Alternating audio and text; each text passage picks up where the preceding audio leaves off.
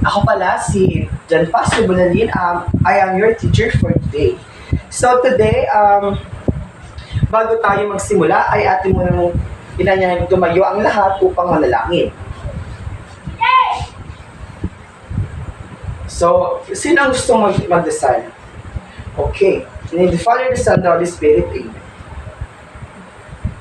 Okay, magandang umaga sa inyong lahat. Ang ating bago yan, may nanda akong isang kwento na inyong babasahin at ang gagawin nyo lang ay uunawain at makikinig kayo. At sapagkat ako pagkatapos basahin ang ating kwento ay ako ay may mga tanong na ibabato sa inyo at inyo itong sasagutin. So, ang pamagat ng kwento ay ang aming paaralan. Ang aming paaralan ay malaki. Ito ay maganda. Mayroong maraming bandila sa aming paaralan. Mayroon din kaming halaman sa aming paaralan. Malinis ang aming paaralan. Ipinagmamalaki at minamahal namin ang aming paaralan. So, ang aking katanungan ay, ano nga ba ang katangian ng paaralan? Okay, magaling.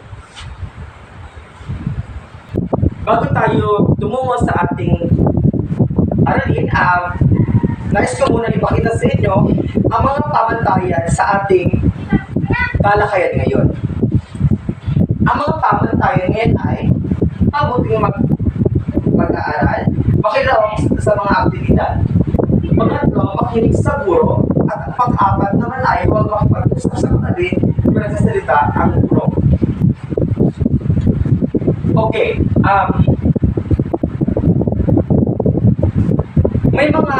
may ilan akong pictures or larawan dito na ipapakita sa inyo. Ang gagawin nyo lang ay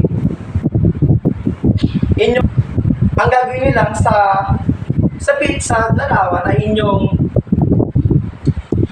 uunawain kung ano yung napapasin ninyo. So, ito ang mga larawan.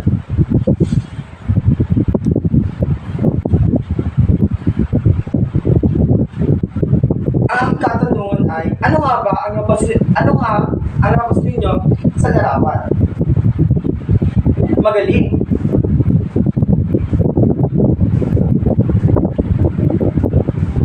At ang pangalawa ng katanungan ay, saan ba matatagpuan ang paaralan?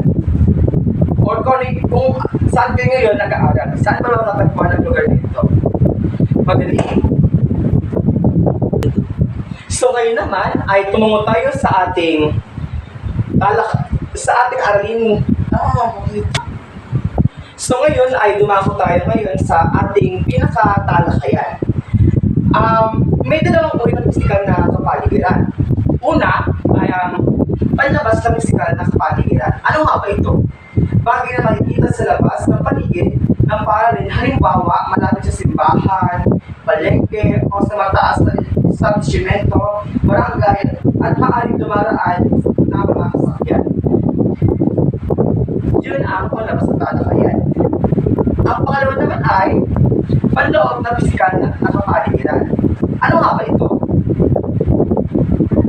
Ito ay bagay na makikita sa loob ng paaralan, halimbawa, silid-aralan, kantina, tanggapan ng punong-puro, silid-akyatan, at entablado, padalwa at klinika. Yan ang mga impormasyon na ating may i-share sa inyo sa pisikal na kapaligiran. Ngayon naman, may handa akong pagsusulit na bibigyan ko lamang kayo ng 5 minuto upang matapos ito.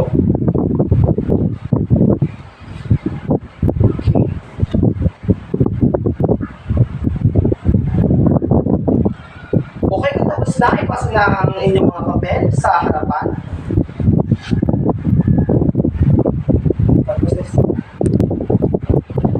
Ngayon naman ay may pagkatanggawain tayo na mag-attend kayo sa dalawang grupo. Bibigyan kayo ng kanya-kanyang talakayan na ipipresenta nyo sa unahan. Sa unang grupo naman ay isulat kung ito ay silid-aralan kantina, tanghalan o tanggapan ng punong guro o sinit-aklatan ng politika. Sa pangkatlo naman ay ibibigay ko ang halimbawa ng mga panloob ng pisikal na kapaligiran o panlabas ng pisikal na kapaligiran. Bibigyan ko kayo ng worksheet para doon ilagay ang inyong gawain. Kung tapos na ang lahat ay ipasa na ang inyong gawain at paghanda sa isang presentasyon ng bawat grupo. Magaling ang lahat ay nakikooperasyon sa ating mga gawain. Ang bigyan natin ng mga palakpak ang bawat nating balikan kung ano yung natalakay natin ngayon. May mga katanong na ibabato sa inyo at yun nga naman sasagutin. Una, ano nga ba ang tinalakay natin ngayon? Magaling, tungkol sa paaralan. Ano nga ba ang dalawang uri ng pisikal na kapaligiran ng paaralan? Magaling.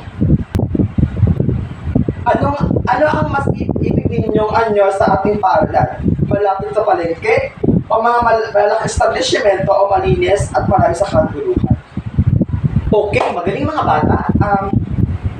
Bago ang lahat, bago kulisanin ng ating klase or i-dismiss, may appeal naman ay dumako tayo sa ating individual na assessment. Ngayon, bibigay ako sa inyo ng mga papel. Ito yung sasagutan sa loob lamang ng 10 minuto.